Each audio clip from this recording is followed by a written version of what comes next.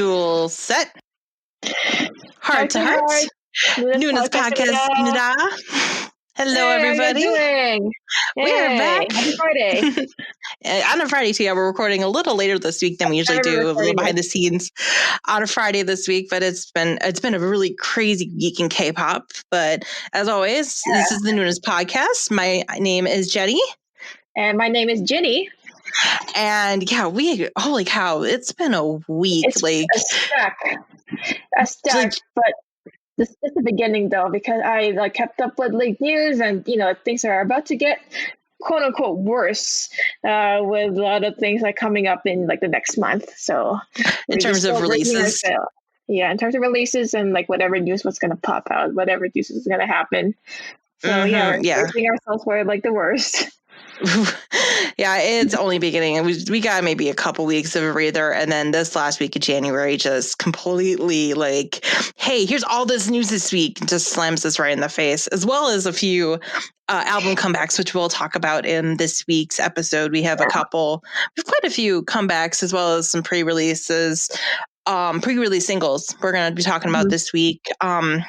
From a bunch of different groups and solo artists, as well as some really big news regarding the television show Kingdom, not to be confused with the zombie show on Netflix or the boy group that's debuting next month. Kingdom. Not to be confused with either one of those, but the show Kingdom, which was previewed back in December at Mama, which we found out 3 groups, but we're going to have some more news on Kingdom, as well as a huge acquisition in terms of 2 of the big powerhouse companies. Investment. Quote investment in the K-pop world. My friend too. Yeah, I wasn't corrected. Not acquisition, investment so far. No acquisitions, but huge investments that are going to potentially shake up the K-pop world. So, before we get into that this week, let's just get right into it. Let's just start tackling these album reviews because we got a bunch for you this week. Mm-hmm. And I think we're going to start with our biggest group one of the week, which is Dreamcatcher. Dreamcatcher coming back with their 6th EP, Dystopia, Road to Utopia, which dropped on Tuesday. Not a typical Monday release, but it was a Tuesday release, which I think was good because it kind of staggered some of those comebacks this week. It feels like a lot of girl groups release their stuff on a Tuesday, and then some of the major ones, maybe mostly a boy group, would be either a Monday. Yeah, that's what I noticed a bit. I don't know if a common thing, but I noticed. I don't know either, but this seems because I think G-Idol, I'm doing it again. Idol released their stuff on a Tuesday too, for the previous week. So Dreamcatcher came back. Honest to God, I think Dreamcatcher is one of my favorite girl group acts, just because they're so vastly different than everything else in the K-pop world. With the genre. Yeah, well, the thing is, I might be on a different end of the spectrum for you. Not that I despise Dreamcatcher, but it's just a group that I still need to be more used to. But I do appreciate what they're doing right now, or how they're doing in their music. But we'll get more into that, the explanations and all that when we review this. Okay. Yeah. No, Dreamcatcher is a very unique group in terms of the girl group, because they're not really they're not pop. They're definitely not pop like you see most of the girl groups that come out at all. They're very rock. They use a lot of heavy heavy metal. A little bit of heavy metal, some new rock, new metal in their music too. Very different vibe than you get from most of the other girl groups out there, and I think that's what I like about them. Yeah. I just really do. It's as if Evanescence meets K-pop, and they do more some upbeat dancing too, with a lot of heavy, dreary instruments at the back, right? You just hit the nail on the head, and I think that's exactly the reason why I like them so much. I was really loved it since in high school. You got emo pop with Black Swan and BTS, so I can sense you were also Dreamcatcher too. My emo heart is just bleeding out right now. But Dreamcatcher came back with their 6th EP. This is their follow-up to their it's a continuation of this era. They're in this dystopia era in their music, which they had with Tree Language, which is I think their second full album they dropped earlier last year, as well as Lose Myself, which came out, I think it was around August or September of last year, which I really did enjoy because I really did enjoy Boca, which was the single that was released with the album. And yeah, I'm also to note too, this is also them coming back together as a group of 7. One of their members, Hangdong, was actually out for about a year because she was doing stuff in China. She's originally from China. And she was, I think, filming some reality stuff in China. And then so she was and now we know Chinese Korean relations are not so good. But she's focusing stuff in China. But now she's back, and so now we're back to the 7 girls. That's good. So OT7 I didn't know about this. In Dreamcatcher, yeah, they were going as a group of 6 last year. So when you look at some of the older stuff coming from last year, there are 6 of them. But yeah, I have to say, I really did dig this album. I think the single coming out of this one, Adai, I think it took me a little bit to get to like it. It wasn't as grabbing as like Boca was for me, because I know Boca really grabbed me right away with its instrumentation and just the styling of it and stuff. And I feel like Adai took me a minute or two just to get, but I've listened to it a few times and it's really, really stuck with me. And I guess I really like Dreamcatcher because their stuff is very atmospheric. Like it obviously is very, I almost liken it to like anime, like almost anime style openings. Like I could really see their music. That's what I was about to say. Like, that's how I feel about like with the Dreamcatcher. It's like something I have a difficult time like getting into like their music instantly. It just reminds me of like the same old like anime openings that I like probably hear whenever I watch them, and then it's just like yeah, like, that's pretty much how I feel like most throughout. So like I either like stop or just like find some time to like listen to it later. I mean, like, with that one, like I could see why like like people like there's a niche of people would be able to quickly appreciate like Dreamcatcher's musical style, and yeah, I won't take it as to a fault. It's just for me personally, it's like okay, yeah, it's pretty cool. It's pretty different. It's like takes a bit for me to like grab it in and like take it in fully. But still, like I'm kind of like a bit narrow since I don't like get to explore that much of Dreamcatcher's choreography, or I mean not choreography, but like discography, and yeah, like I think I need to like revisit like some of their old like popular works too, and see like okay, I can see like the why people will like it. Like I can see its merits too. Yeah, I'd say maybe take a listen to like Deja Vu. Deja Vu is one of my favorite singles that I think came out in 2018. That was like because that's when I started getting K-pop. Like Dreamcatcher is one of the groups that really caught me when I was starting to dig into the world, because they just had such a unique sound. And then I kind of got it with Piri, which was like the first song I heard of theirs, which was very, very good. And then Deja Vu was I think Piri is pretty well known, as well as Deja Vu. Deja Vu, I think, is almost the most distinctly different from their singles, but it's still very in their vein of like sad rock horror kind of mix that they play with. And it's also to note too that this group did not originally start out as like this horror rock concept. It was more, they were definitely originally, the 5 of them were originally as a girl group called Minx, and they had some success, but they didn't really put a lot out. And then the company just kind of rolled them back in, and then they just basically added 2 more members and just rebranded into Dreamcatcher, into this more rock-oriented group. And for them, it's become pretty successful for them. I mean, I think they have more success outside of Korea. They still have a pretty decent amount of success inside the country as well, I think. But, they're not as like well known, because I mean, they're from a small company. They're from Happy Face Entertainment. They're definitely from a smaller company, but they share a pretty, moderate amount of success from the 7 of them. So, I do dig their sound a lot. Like I said, Adai took a little bit to grow on me.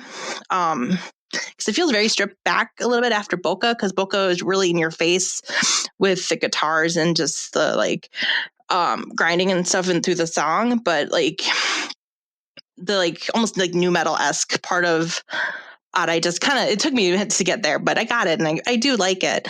Yeah. You said it was like you said like the music was stripped down, right? There was like some of the one track that I actually like from the album, from the 6 mini album. It is Poison Love. Yes. I feel like that's like the most toned down that they have. It's more like a club beat that I can like really like easily jam to, and yeah, I really like the more subdued, like toned down, like production of music. And yeah, I feel like the whole album, because I stereotypically think of them as like the heavy rock, heavy metal, like girl group, but this one, it felt like they've like leaned more into more of like a heavy rave EDM type of like instrumentals rather than like the guitar that you can hear from behind.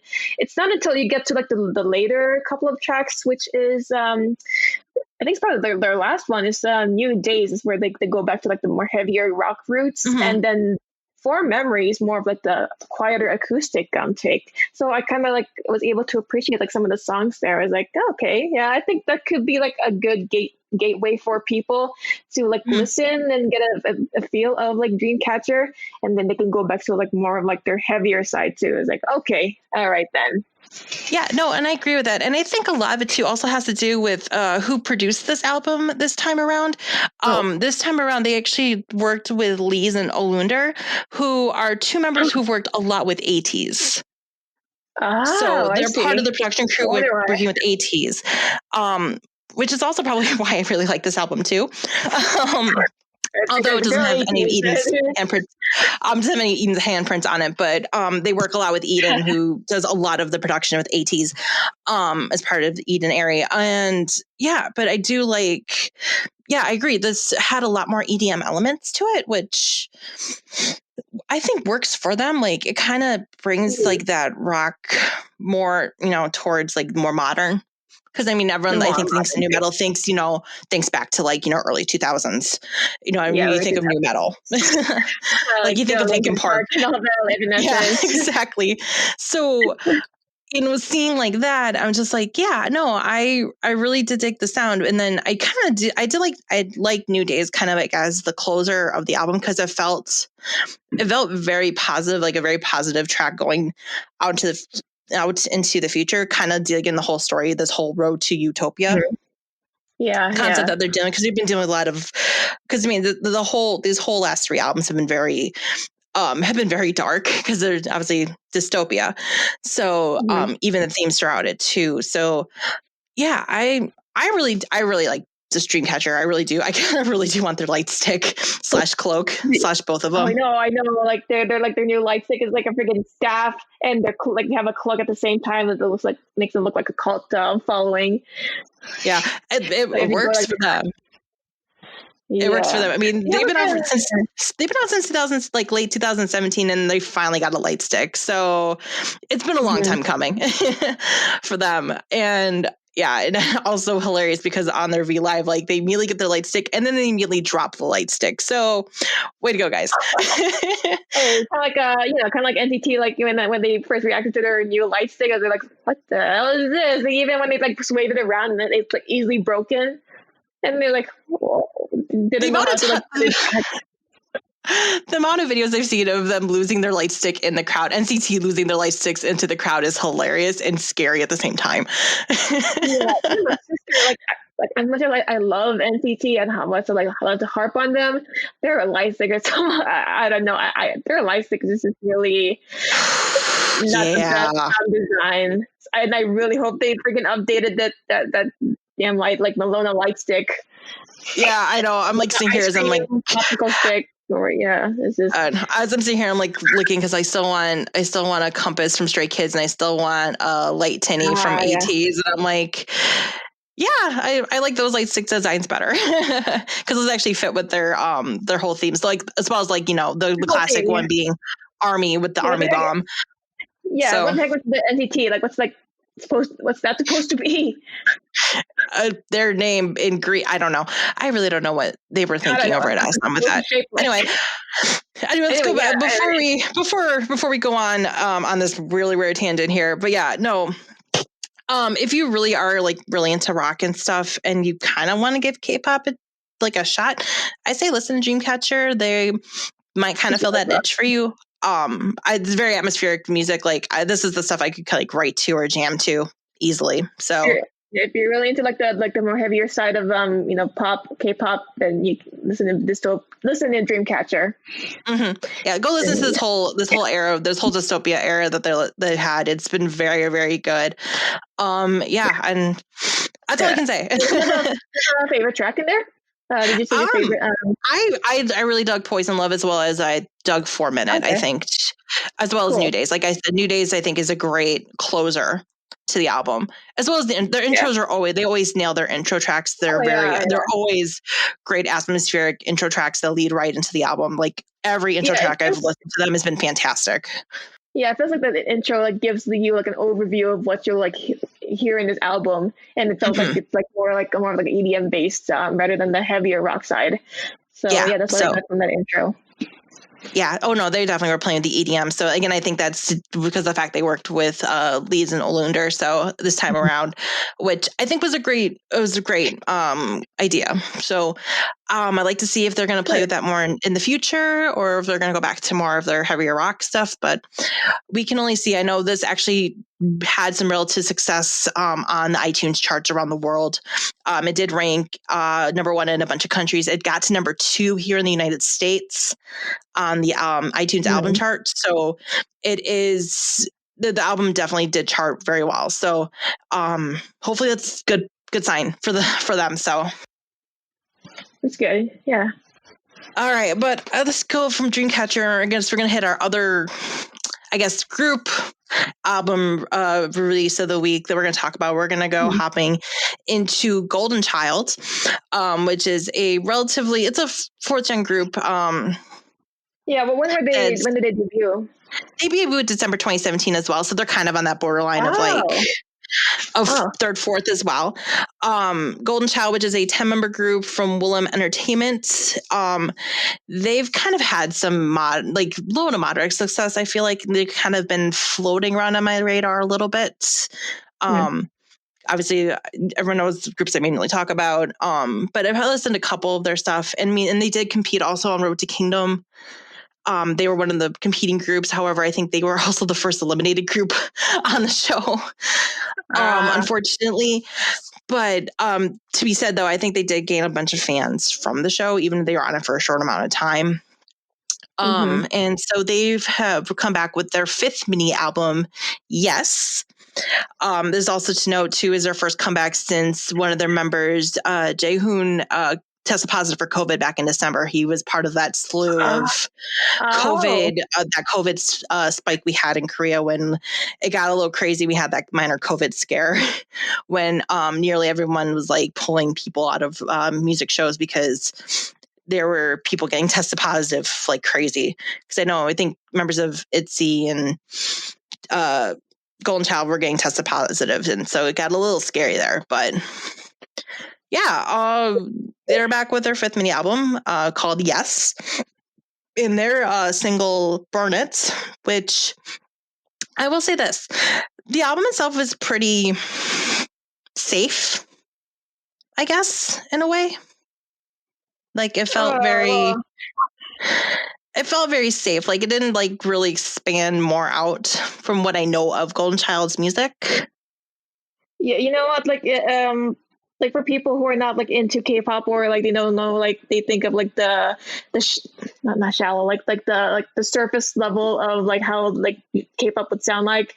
That's pretty much what like a Golden Child is. It's just like it feels like pretty generic. There's nothing like anything special that makes them like Golden Child. Like I don't see any of like thing that identifies them or like what kind of like concept that they're trying to go for, because I didn't delve into much of like that mini album and what concept or theme that they were going for in this one.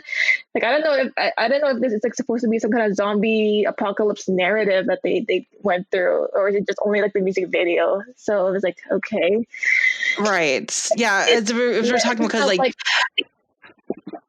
yeah, no, because the tracks like was just like went everywhere. It's like not much like a narrative theme that's going with it, you know? Yeah, it felt like a bunch of tracks just kind of slapped together, kind of like One of Us was last week. The one thing I will say though is the holy shit, the music video to Burn It, which is the single, was basically like a mini movie / show. It's like Train to Busan, idol version with zombies and like a whole bunch of drama and like wow, like the acting.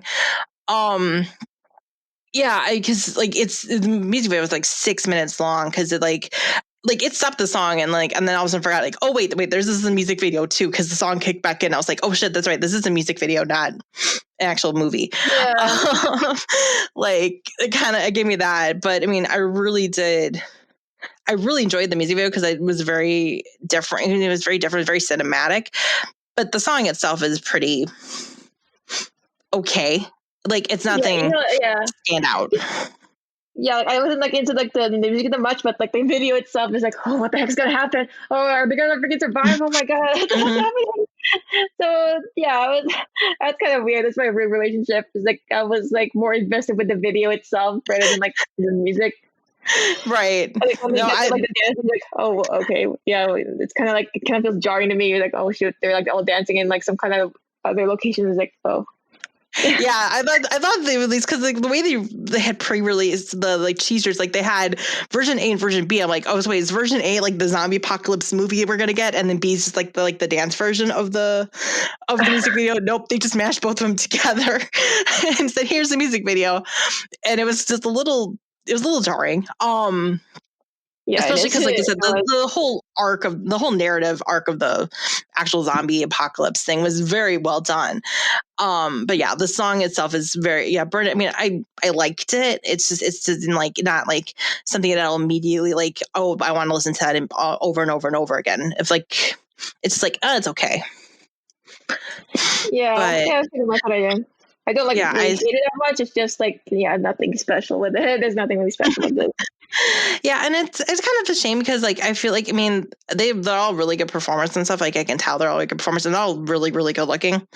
Hello, and I mean I have some friends who are getting into them. Well, I mean, which idol is not good looking at this point, I guess, too.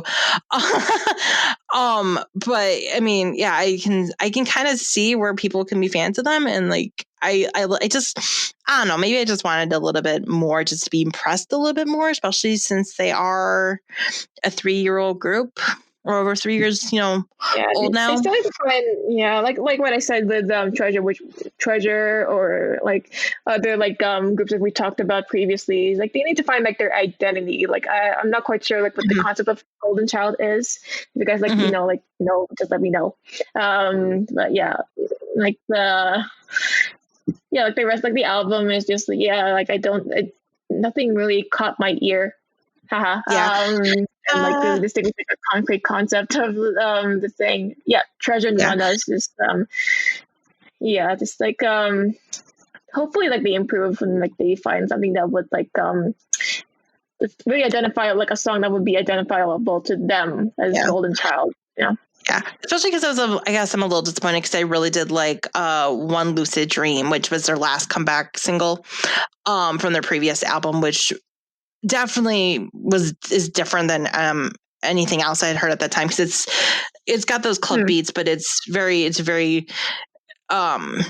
almost got this dreamlike quality to it, but it's not like super dreamy. But it's kind of like, again, like, cause it's a lucid dream. So that I enjoyed, but there's just nothing out of this one that just was like, wow, like grabbed me immediately. I'm like, okay, I need to stand immediately.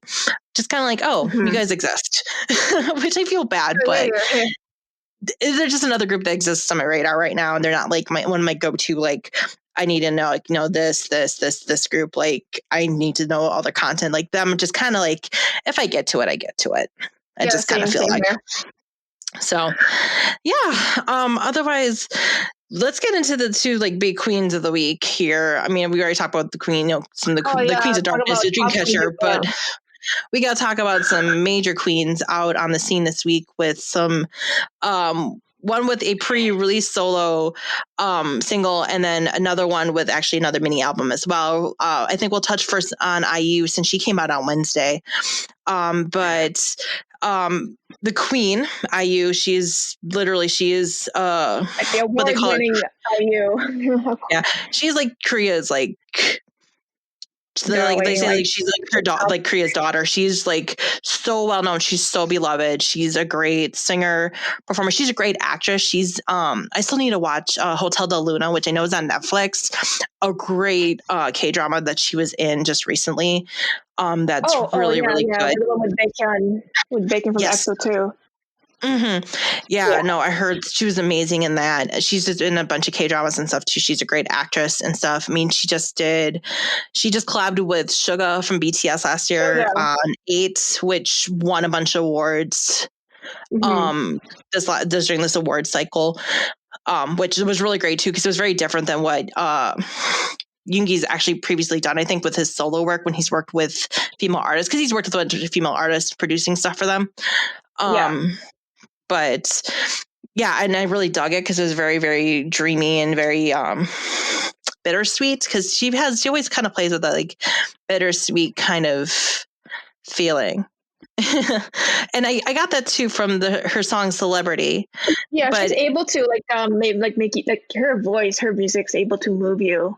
It's like it's really emotional, like not sad emotional, but it can like make you feel like all types of feelings. Yeah.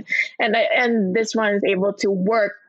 I still have to again explore more of IU stuff, but some of like the stuff that I heard with IU, she's really successful in creating such a evocative atmosphere into her her singing ability and her music. So and then this song that she just came back, this is a pre-release single. She's releasing an album later this spring, I believe. So she came back with a pre-release single with Celebrity, and I got very Lucky vibes from Britney Spears in the music video. Oh. You kind of see what I'm talking, because talking kind of like that. It's like the whole because he plays with the whole dual but I think the message of the song is really, really great, because it's a very positive song. Even though it sounds very somber, it's a very positive song. Finding being your own celebrity, kind of is because people put that. The things that we put on celebrities, like all the praise and the hope and stuff. And she turns that around. She said, no, place that on yourself, because you're your own celebrity. And I really enjoyed that. It's exactly what I was thinking too, like how I interpreted the video itself and the music. Pretty much what I have. And she really did great on putting some duality within visual duality within her characters. It's just it's just it discusses a lot of things that even though it's all bright and cheerful, she artists such as her, HyunA and Hwasa, and even Sunny, they put songs that expresses some of the hardships and struggles that they are as artists, or beloved celebrities, and how much pressure and expectations and even a criticism that weigh them down. So I like that she does mention some of those issues too, she mentioned something about wearing the right types of clothing, the glamour, even trying to be under a diet. So she does mention that. And no matter what the hardship is, I like how at the end she's able to make keep a very optimistic tone, and is able to her work and career was able to come through these problems, and is able to strengthen her as a person and as an artist. So she's had a very long career already. I know she's been on the scene for quite a few years, and she just always consistently brings out really beautifully done, really great music. So it makes me look forward to her album coming out later this year. Whenever that drops, I know it's going to be really good. If anything, after seeing, with with 8, and then as well as even with Blooming last year, because that won a lot of that was getting a lot of award buzz too. And the Blooming's a great song, but then coming back with Celebrity here is just really good. And then she basically all killed the charts like within hours, which is a very impressive thing. Yeah. She killed all the real-time charts in Korea in a matter of 3 hours, which is a pretty impressive feat. So, because a lot of that is not just the streaming, but also like real-time interactions, but through social media too. So, and to consider, like, how groups are easily gain more traction if it's like group efforts like BTS or other like Blackpink. Yeah, but with like solo, it's kind of hard to like gain the same level as like groups. But she's able to like break through that and like manage to like be successful on her own. So mad props to IU and her success thus far. I can't wait to hear like the rest of like the album would be like. Yeah, I can't wait to hear her full album when that comes out, because it's gonna be some good music. It's gonna be fantastic. Well, when's the album gonna drop? Yeah, do you know? I don't know. I feel like I don't know if they've announced when her new album will drop. It doesn't say when her fifth album's coming back. So okay, all right. Yeah, but hopefully it's not as long as like Chungha, who's like been hyping up like pre-single after pre-single. I love Chungha. I was like, okay, when is her real single gonna drop? It's just like I feel like her last video was like is that the single? Like no, it's like Korenchi is like it's gonna be coming out. So it was like, okay, what's going on? I don't know. I'm kind of lost with Chungha and her like her legit like release of like with her. Yeah, she's been teasing that one for a while, but it's Kinsiera coming out very soon. Last year, because I thought that the single that was like some kind of like solid single, but it's actually a pre-release. Like what? I thought that would play. I don't think we're going to be waiting a full year. I don't think we'll wait a full year for IU's album to come out, thankfully. It's not going to be like a Chungha situation, hopefully. Crossing my fingers. But at least we also got a mini album this week from somebody else. We got a mini album from HyunA, who's now with Psy's label, Psy Nation. P Nation, as she kind of went over there with her boyfriend Dawn, formerly of Pentagon, as well as our girl Jessie, who we love. And she came back. Oh my god, yeah. We'll put it this way, because relationships in K-pop are a very, very, very rare thing, because there's always usually scandals. I know there was a huge issue when there was reported that Jennie and Kai were dating, because God forbid, Jennie and Kai were dating, and then they broke up pretty much like almost immediately after that got found out. So it was like less than a year. Jealous fan bases. I mean, it kind of sucks too, because like if your favorite idol started dating, then like people would like unstand them, and then like sales are going to drop. So I can kind of see why companies would like restrict them on dating because of that unfortunate like reason. But it's kind of still like really unnecessary, and it's just like, causing more like tension and flame wars, I feel like too. But because Dawn and HyunA have been dating for a long time. They were dating while Dawn was still in Pentagon. And that's the reason why the former company knew it, like Cube. It's like when they like finally like, what? They were making out in Triple H. Is that it was all real? What? That's true. Yeah, so that's why that's why Dawn left, because he was known as Edon in Pentagon. That's why he left Pentagon. And HyunA left Cube, and then they've now joined P Nation here. Because Dawn had his first mini album come out last year, which I really enjoyed that. Yes, with featuring Jessie on his album, and then HyunA came back now with I'm Not Cool, and her mini album, which like I like kind of stuff like that. It doesn't like grab me immediately, but like I really do I'm amazed by her work ethic, and like because she always keeps a very consistent style with her music. Yeah, I thought I'd be like, for me, I thought I'd be really turned off by like her kind of persona that she puts out in like in the public, like the bad girl, like I do whatever I want. I'm like free liberal type of like bitch, but when I get to like know her, like her the behind the scenes and how hard she's like come, like from like her like origins, and then like how she became like one of like K-pop's like one of the most successful female artists. It's just like, wow, I'm really amazed like what she's like come through, and like all the criticisms and like the backlash that she faced. I'm just really amazed at how she's able to pull through, and then people able to regain like a lot of like people's admiration, I guess, for her. And like this and then this seventh in the album, like I'm Not Cool. I was able to like really jam with like some of like with many of her songs in there. So and I feel like the I'm Not Cool, it feels like a really like a companion piece to Don Diddy Don, and that's when I found out like Psy and Don did work on her title track, so no wonder why they sounded similar to each other. Yeah, I mean, I'm really happy because I feel like Psy gives a lot of freedom to his artists between Don and HyunA, as well as everybody else under P Nation.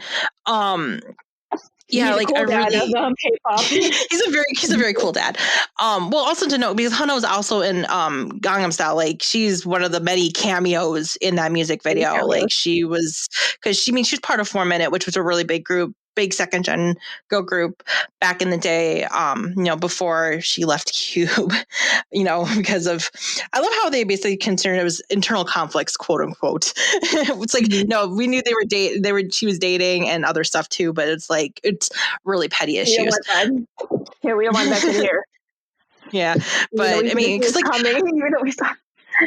the cool thing is too, like, HyunA and Don have been dating for years now, and they still have a very, very public and very, very loving relationship. Like they're one of the few examples of they're really open about their ongoing relationship, and it's kind of refreshing to see that in K-pop. Like PDA, public display of affection. Yeah, a lot of PDA with those two. But yeah, I really like.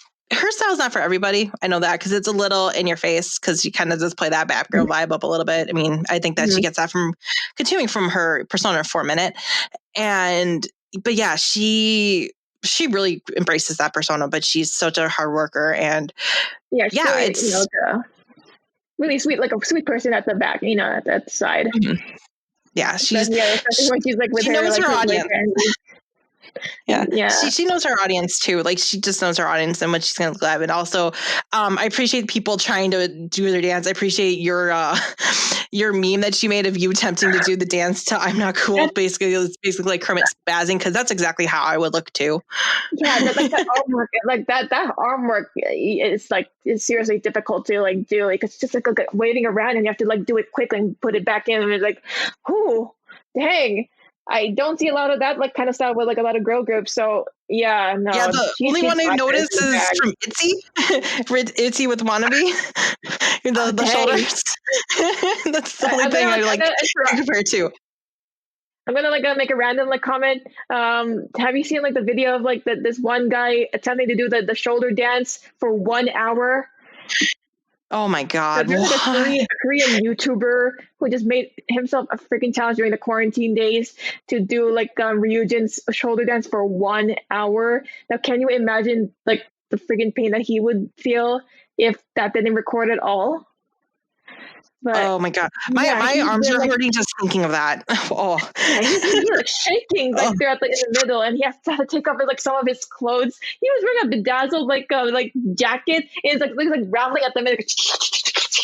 He took that off and just in this way. Hold on, let me go put some tie. He did the back door, the final dance of the back door in this video, and he did it for an hour. That dude's crazy. Oh God, later. You have to send me this video, because that ending, the last half of Backdoor is insane from Stray Kids. Is the insane choreography. But I don't mean to digress. Back to our Queen HyunA. This is us going on random tangents tonight. It was as usual for us. So, but yeah, no, again, another queen in the industry and coming back with some really great music. Like I said, she's not for everybody, but I do dig her passion and her drive. So I will give her props that. Also, she does have a collab on her album with her boyfriend, of course. So Feel Love Play or whatever, like what the song is. I think my favorite one, because what I love about HyunA, like what I admire about her the most, is she has like a duality with her, like with her singing and rapping abilities. So like whenever she raps, she has like a really nasally, like the kind of bad girl like voice, like I'm sorry, that was like a bad impression. But like the thing I love is like whenever she sings and she has like really a down to earth, like her voice becomes like lowered in her vocalizations, and it brings more of like a sincere quality, like a really good balance of like yin and yang to her like her character as the artist, like HyunA.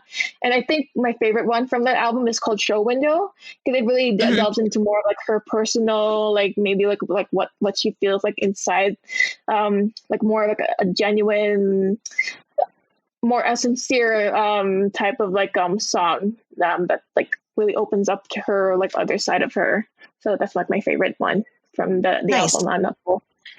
Yeah, I unfortunately did not get a chance to listen to the album this week, so I'm going to be listening to it this weekend. Hope to dig into it. Although I know about Flower Shower because Flower Shower was a huge hit last year. Was it last year or the year before? But yeah, Flower Shower is a fun song. Yeah, I think it was like late 2019, but that's a fun song. So, but yeah, it's great to see her come back with another mini album here, and hopefully we get more stuff from her soon. Yeah, hopefully, because like I heard like she was, I thought she would be coming out with her comeback last year, but I don't know, like it got delayed for some like reasons. I don't know if it was due to her health or some other issues. But yeah, glad that she was able to put that out this week. Yeah, me too. It's just, like I said, we had a slew of new releases this week. So, but that's it for the new releases. And then we got to get into the actual like big news of the week. And I guess first, the actual news, because we're, like I said, we're holding off Wikipedia for a week because this has been a crazy news week in terms of K-pop news too. First off, which this stuff dropped like literally, like it was getting teased like literally after we stopped recording last week. There were teased and rumors spreading around about who is going to be joining the cast for Kingdom. Again, this being the music competition show coming. Now we have a date, now April 1st, tentatively. What if this whole show is one huge fat lie? Like, no, that's the big lineup that you heard about. No, that's not going to happen. There's no Kingdom. It's just like some like, yeah, it's just one big huge joke. This is one big elaborate April Fool's joke that took months. The announcement, like it feels so unreal that it's so good, too good to be true, you know? Yeah, I mean, we already had it announced because they already announced they teased us at Mama's 2020 with the boys, ATs, and Stray Kids competing on the show, which all three already are like, again, amazing performance-driven groups. So like anybody who was going to join is going to have to like really bring it, because we're already going to get some amazing performances, I know, from all three of those groups. And while I know there were rumors going around that the first group that was going to join was iKON from YG Entertainment, who's an older group. Yeah, older group, which I'm kind of like have like questions regarding like the show and what I thought I heard about, what I know about the show is about. So it's just keep going, Sanjay. Yeah, no, me too, and I'll get into that. But then there are other rumors like, is Monster X might be joining in, B2B, SF9. Well, then Starship Entertainment had to put out a statement saying Monster X was not joining Kingdom. They are not. They were offered, but they declined. But then it came out this week that that was official that iKON, B2B, and SF9 were all joining the show as as three more competing groups to join the fray. So now we have 6 total. We might have more because there were technically 7 groups to compete. More? There might be more. We don't know. There were 7 competing groups on Road to Kingdom. But Queendom only had 6 and technically had 5 groups and a soloist. So I don't know if we'll get a soloist in there too. I'm not sure how close they're going to Queendom that they're doing with Kingdom here. Considering Road to Kingdom actually had eliminations, Queendom didn't have eliminations. So I'm not 100% sure what route we're going with in terms of the actual competition part of it. But we also did find out too that the show is going to be hosted by both members of TVXQ. Oh yeah, like if that lineup isn't enough, like huge names in K-pop industry, then we got like the classic, like legendary second gen group TVXQ as hosts for Kingdom. Both and Max are gonna be hosting the show. Max Changmin and then obviously Yuno will be. Okay, also at this point too, can I get a Yuno and a Yuho reference collaboration from ATEEZ, because they both literally have the same name. They're both Jung Yoonho. I want an interaction. Please give me an interaction of that. Oh god, no. It's great to say Jung Ho in there, and then it's the whole brothers. Anyway, but I'm curious to know, like, what your thoughts are about of the three groups that are joining into the fray here, and what could possibly go down. Okay, well, my question is, the reason for these shows like Kingdom or even Queendom, isn't this used for groups who are either rookie or they're just starting out? Isn't that some sort of their way of boosting their careers and get them to be more well known? So Queendom it's kind of confusing. So Queendom was more, I think there was some, they were kind of some established groups because it was Mamamoo and G-Idol and some other groups that have been somewhat established when that aired. Road to Kingdom was for more rookie groups coming into it and competing, because again, the winner of Road to Kingdom was going to get a spot on Kingdom, and again, that became the boys. Because all those groups that were in there, like ONF and Golden Child and One Us and the boys, they weren't getting a ton of success. They're not well known yet. They were well known at that point. I think the boys are starting to get more. I know the boys have a lot of international fans as well, like ATEEZ as well. And Stray Kids too. Like a lot of those groups have a lot of international fans and not a lot of domestic fans. Although that tends to be changing. I know, especially in ATEEZ's case, they are definitely getting more domestic fans. More Korean based. Yeah. So it's kind of interesting. So I feel like it's just going to be very interesting because iKON has been around for a while now. And I mean, they're a YG group, and it's been known that YG and Mnet have a ton of beef with one another. So it's very interesting to see them actually accept the invitation to host, to join the show and to compete. Yeah. Also, because I feel like they haven't been as relevant since the whole since BI left the group, who's now working on getting his solo debut together, which I'm really happy to hear him actually working on it, because I feel like he was kind of forced out because it was a one-off drug thing, but it was a one-off weed thing. Well, he was looking for LSD too, but it wasn't clear if he actually took the LSD or not. It was he was looking to find someone who was selling LSD, I think, but I don't know if he ever bought it or took it. But again, weed in Korea is a huge no-no. We brush it off here in the States and the Western world, but over in Korea, weed is a hella no-no. Although, speaking of weed, I mean, we just had B2B who just lost Ilhoon because he got busted with $70,000 worth of weed. He actually was let go of his contract December 31st of 2020. So they're 7-member group that's also been out too. However, 2 of their members are currently in the military service. Their 2 youngest members are in the military doing their military service. The other, now 4 of them, I think 3 of them had to do their service. One of them is from LA, so he doesn't have to, Peniel. Who's also on Dive Studios, who does a lot of stuff with Dive Studios. He has a couple podcasts on there too. Total LA dude. I recommend me up Dive Studios if you want to look at some kind of K-pop related podcast. They're really funny guys.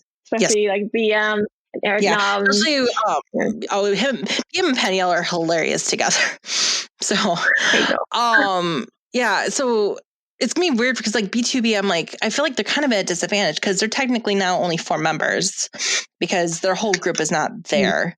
Even like I said, without, military, forthcoming. So that'll be very interesting. And then I don't know a ton about SF9. Like I've heard a few of their songs. I only heard, but I don't know. One song that I love from SF9 is it's called Now or Never, which I just call it Jealous because that's what I thought that they've been saying in their chorus line, but it's just they actually said Now or Never, but I'm still gonna call it Jealous because of that chorus. Jealous.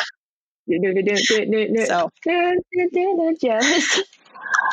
Yeah, no, I know what you're talking about now. Like I've heard a couple of their songs and like I dig them, but I'm like, it's not like, again, it's like Golden Child where they're kind of like floating past my radar here. So it's going to be very interesting to see, like, I think Icon might be able to step up with like competing with like the boys and ATs and Stray Kids in terms of the competition, in terms of like the choreography and stuff, especially with how many members are there now? 7 in Icon, 7 or 8. I can't remember how many they're at now. I think they're at 8 because I think they were 9 before BI left. So yeah, I'm it's gonna be interesting. I'm still giving an edge to the 3 original groups announced because I know ATs and I know Stray Kids are very, very performance heavy groups, like especially ATs. Like that's my one thing. Like if you want to know anything about ATs, go watch a performance of theirs because they bring everything to the stage, no matter what they do. What was I'm sorry, keep going, Jay. No, I was gonna say, no, go ahead, join in.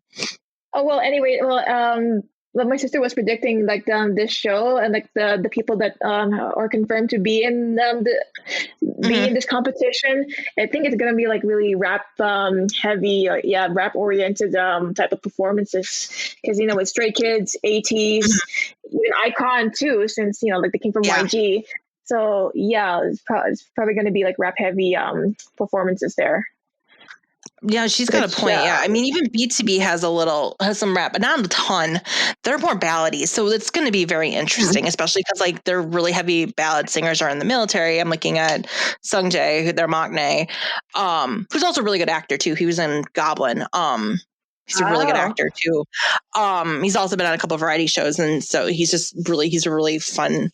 Also, it was kind of hilarious because when the actual leader was in the military, they made him the leader for a while, and it's like, sure, let's give the maknae the keys to the group. That's a great idea, guys. But what can go wrong? What can absolutely go wrong? And HyunA too, like one of the youngest members is the leader. Yes. Jungwon. Jungwon and Hyphen is the second young. He's the second youngest member. Nikki's the youngest, and he's the leader because that's how they voted this, guys. So yeah, they have the second youngest leader in Hyphen as the leader because why not? Though he's taken the leader, I think he's taken the leadership role pretty well. I will say. But yeah, it's going to be very interesting to see, especially what people are going to bring, especially with groups and stuff. Like, it's going to be very interesting to see what the kind of performance we're going to get, if we're going to get a lot of rap heavy performances, which then at this point I hope God can be back. Would there be like more like some other like rookie or like unknown groups that will be there? Because I would probably kind of feel bad that they're going to be going up against like really popular groups such as like Stray Kids, ATs, and that too. And I know both Stays and ATNs are really good about getting like the votes up. Like I know they're both like they're like up there with BTS in terms of getting like their fandoms getting votes like together, like their fandoms together. So, which kind of is a little bit unfair. But yeah, I don't know. I'm trying to think of what other groups would be good to show up there. Like I almost thought like TXT maybe could join, but I wonder if they're too big currently that they, can't, they wouldn't. I was thinking about that. Yeah, but my sister's like, probably because of the big hit influence that they probably don't need to go there. Probably. It's just, and well, not just a big hit influence, but they're also just very, very, very popular already. too. Mm-hmm. They're already one of the top 4th gen groups out there, like just even musically too, because I still think their music is very, very good. Like they deserve to be up there, not just because they are a big hit, group, but because they legitimately belong there. Yeah, I would love to see TXT, especially because I know like members of TXT, AT, Stray Kids, and the boys, like they're all friends with one another. So I imagine interactions, like the hella interactions with the 4 of them, those groups would be amazing. So, but yeah, I mean, I'm curious to see what's going to happen with the competition. If anything, to see, from the preview we got at Mama with, the 3 groups performing and then the triangular dance. Like I'm expecting my mind to be blown by performances. Like this is going to definitely be like, like your go-to, like for like performances. Yeah. It's going to be an anticipated, like show that's going to be like watched by a lot of like K-pop fans. Yeah. It's going to be definitely, that they're bringing there'll be a lot of international, I think, viewership with this too, especially with some of these groups that are really, really heavy in the Western world. So, it's going to be something to see. I think, like I said, I really hope Mingy's back from AT's. I hope so. I hope he'll like pressure him into like joining too. If he doesn't feel like okay, 7 members would be fine. I mean, they've been killing it as 7 ATs, but yeah, I know, especially if it's rap heavy, because I know Mingy just has that very distinctive voice in the rap world. So but all right. Also him taking his shirt off. Hello. It's 2019. There's not a day that I don't think about that, and the fact that I was actually up at 4 a.m. seeing that live. Okay. Let's move on to our last topic of the day before I ramble on too much longer here.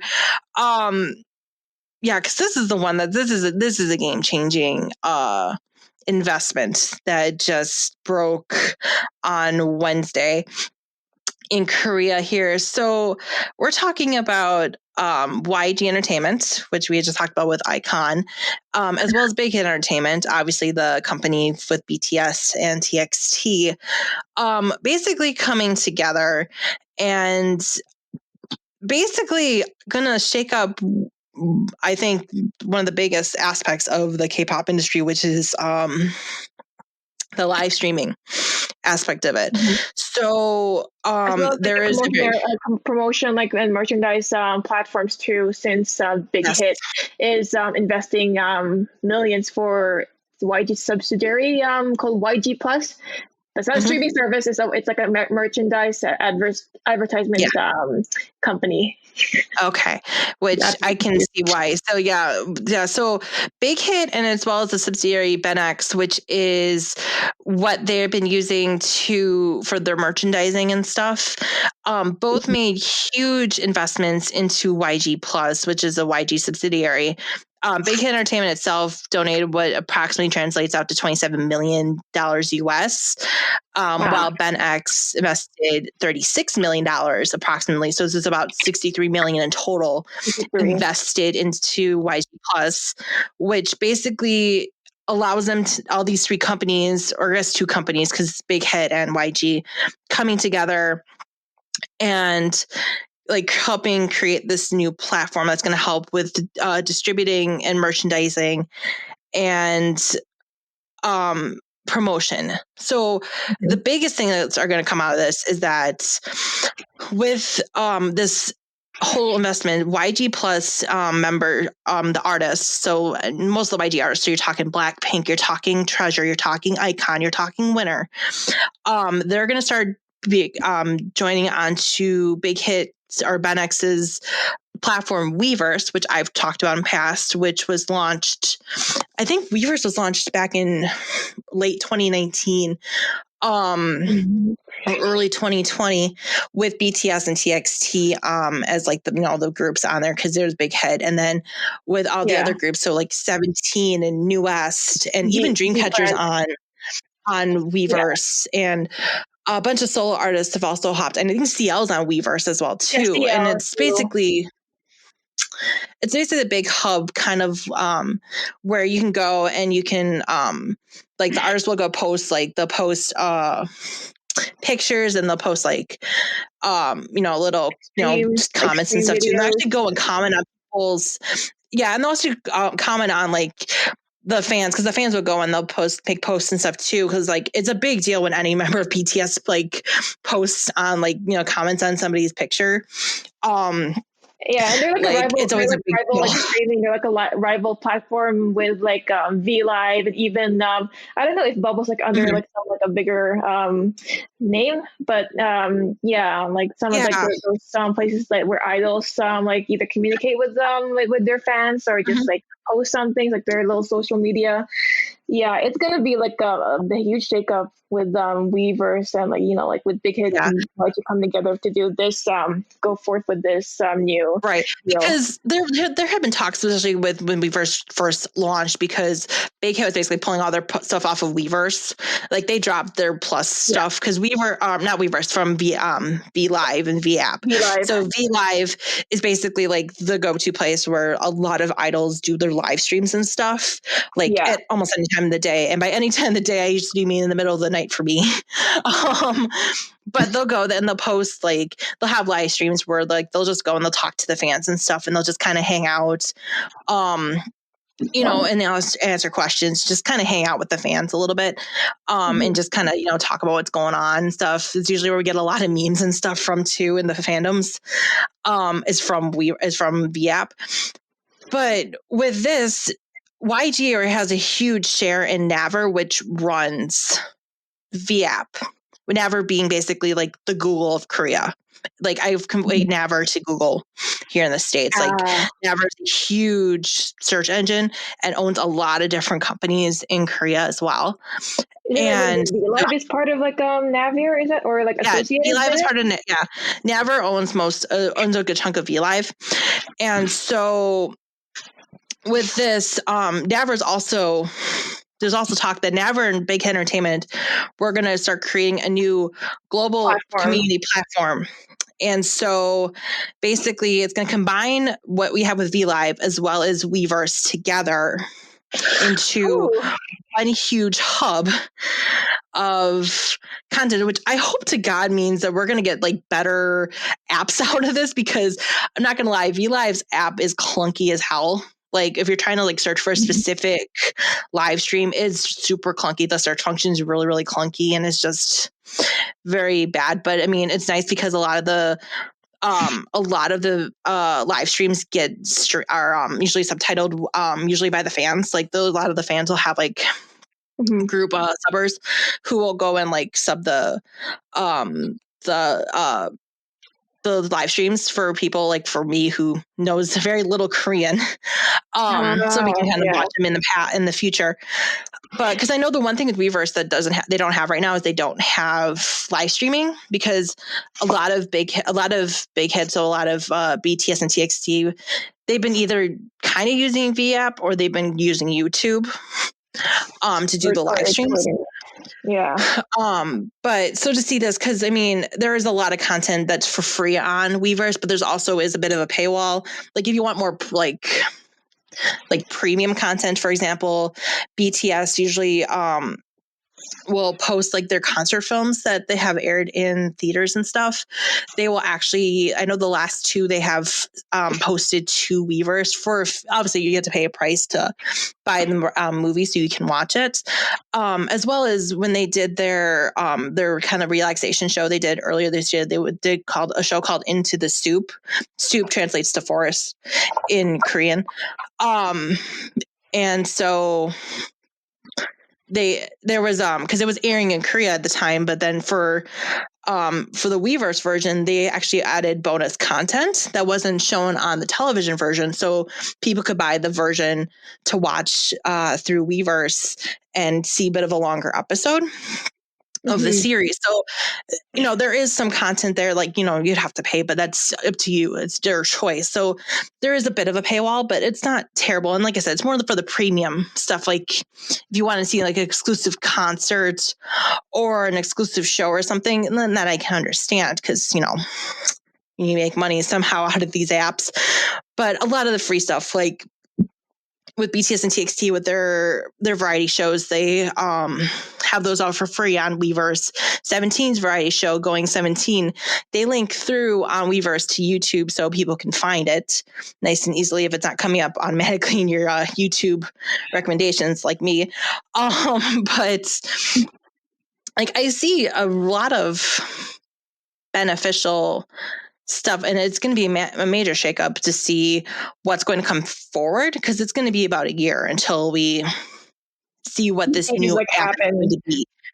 Yeah, this isn't going to happen overnight. This is going to take about a year. So I think the first thing we're going to see the YG artists coming to Weverse. Yeah, so, I feel like with CL, since she used to be part of like YG's popular girl group 21, like I thought like her going to Weverse was a kind of like sign or some kind of foreshadow of what's happening. Yeah, like as well as like like what Big Hit said, like this like move would be like really beneficiary for like both of us, especially with YG, because since aren't they like I don't know how much they are in debt as of now, but yeah, they've been like we're struggling financially with their stock. Is that correct? They've been struggling for a while. I mean, I think there's before Burning Sun and all the scandals after Burning Sun. Burning Sun being the sex chat room. It was a chat room.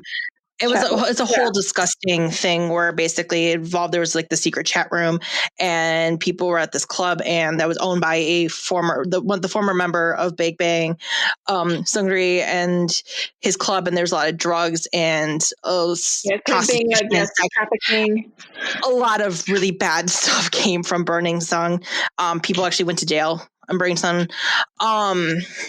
Including a songwriter and variety star, was also found guilty, and actually is, I think, in prison right now.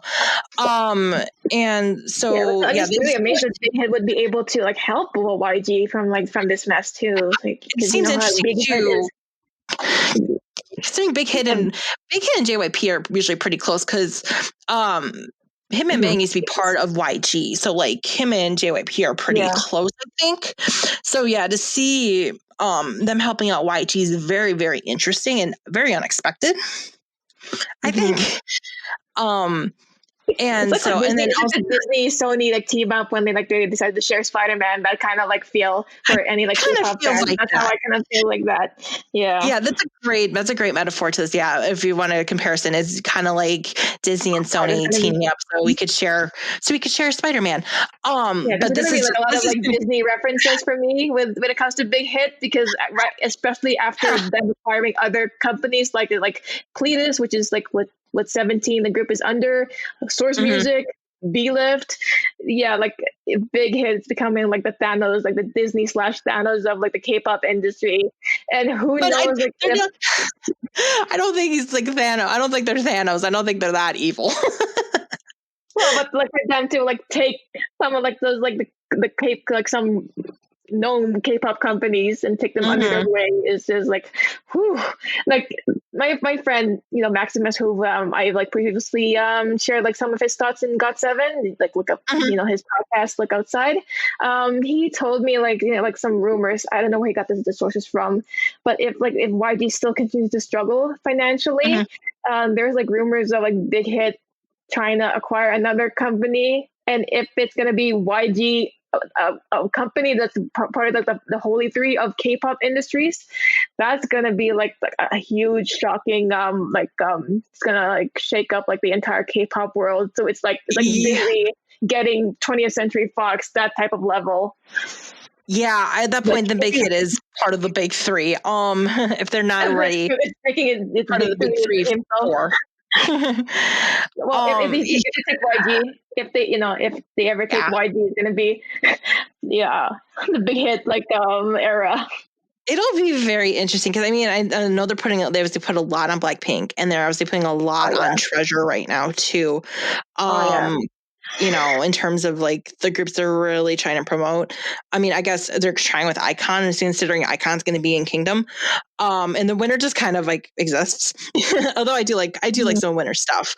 But yeah, it's gonna be very interesting just to see what's going to all come with these acquisitions, because it's also to note too, SM Entertainment just put a bunch of money into Naver to help with VApp and V Live to help, especially with their concerts and stuff, because obviously the online concert thing, I think people are seeing as a very substantial thing right now, especially in a COVID world. And I think even post-COVID, I can see the benefits of doing these special one-off concerts for people in countries where they can't get to, or people who can't get to the show, so they can actually see a concert. So I know they put a bunch of money for the SM Beyond shows, and now for YG and Big Hit to kind of be pooling this money together, and then Naver and Big Hit coming together and possibly joining forces to create a new app, which I can see, considering Big Hit's, live streaming with Kisui, which is the servers they use for the Map of the Soul tour. They used that for the 17 concert that just aired, the New Year's Eve show they just did. I see why it could work, because this is a great platform for the concerts and stuff to use, but I have to think SM is livid at this point with finding out that Naver just basically collabed with Big Hit. And is gonna just completely abolish VLive. SM is probably shaking right, oh no.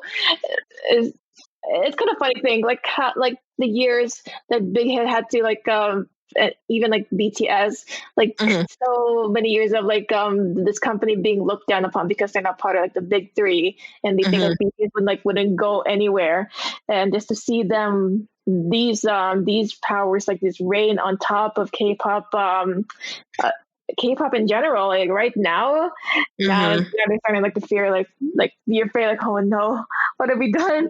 It's the years of being looked down upon. Now look where we're at.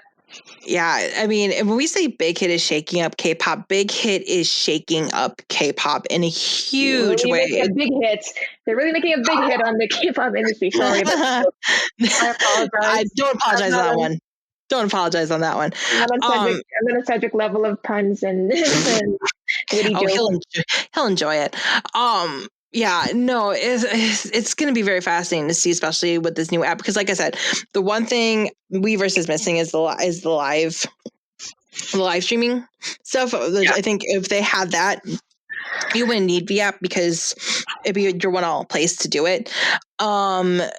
But if they can somehow work with it and so they make the translations better, I think with Naver you get the better translation apps and stuff too. Translation for from the app from Korean to English. Hopefully better search functionality. I pray to the K-pop gods, please give us better search functionality. That would be really fantastic. So it's just gonna be very interesting to see, because like I said, this is not going to be an immediate change. This is going to be a whole year-long thing before we see a new app and see what's going to come from it. Especially, also hilariously, this week there was a new app that just launched called Universe, which was kind of taking aim at what Weverse is doing in terms of having a bunch of different groups on the app and then providing content for the groups. Some of the groups on the app, big groups, are Monsta X, The Boys, ATEEZ, are on this app. But however, I actually had a friend look into this too, and she told me that everything is behind a paywall. Nothing is offered for free. When the app first launched on Wednesday, it was very broken. There was no search functionality. Half the app was still in Korean because the servers broke, and they apparently couldn't handle the translation from Korean to English, which isn't good, especially if they want to make it accessible for the Western audience, which I know a lot of the apps are trying to do now, because obviously K-pop is taking a very big part into the Western world, so they need to kind of have that functionality in order for fans to be able to use the app. And so it's just very disappointing that, it's a paywall for everything. And it's like, you're not really going to get anywhere, I think, if you have an immediate paywall. You kind of need to offer that free stuff. And I think Weverse has that good balance of like free content and free, sociability you can have with the artists, because the artists do talk to one another. I know, I swear to God, 17 uses Weverse. When they first used Weverse, I swear to God, they used it like a group chat. It was kind of the funniest thing in the world. Chaos. They have unleashed chaos on the Weverse. 17 on Weverse is chaotic as hell, and it's hilarious. So like they at least have that free, the free content that's available, especially like with the variety shows and stuff too, and like linking to YouTube and stuff. So like there's plenty of free content available, and it's only if you really want the like premium stuff, then you pay for it.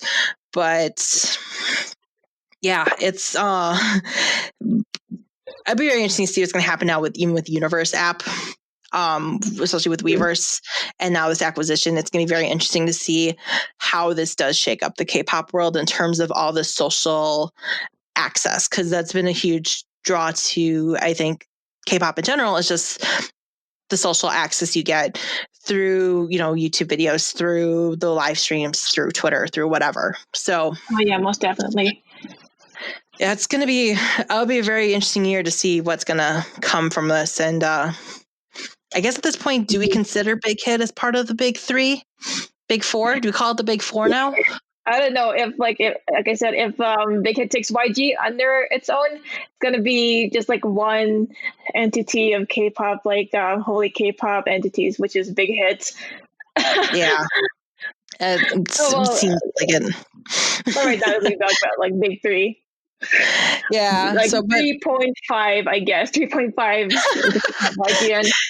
If we want to be nice, 3.5. But I mean, honestly, once Blackpink gets on Weverse, like you have the two biggest groups in K-pop on the same app. Like, hold on to your butts. Like that's going to be crazy. Also, because I know ARMYs and Blinks don't get along, so it's going to be very interesting. At least the ones that I know. But yeah. Wow. Yeah. I know big news to drop at the end of the episode, but hopefully the next couple weeks we'll kind of get some sorting out and seeing what's going to happen with these apps if and when the YG artists come to Weverse, and just what's going to happen in K-pop. Like, I don't know. It's just going to be a huge shakeup. So, but yeah, that was this week's episode of the Noonas Podcast. Do you have anything you want to plug, Jenny, or do you want to plug your stuff? Well, I'm just going to plug in my stuff, which is you can find me on Facebook at Jenny Lee Anno, or if for Facebook for my design works at Jenny Lee Anno Designs. You can find me on Instagram too at Jenny Designs for my official design, or personal IG and Twitter with the username at RCL_ImagoJin.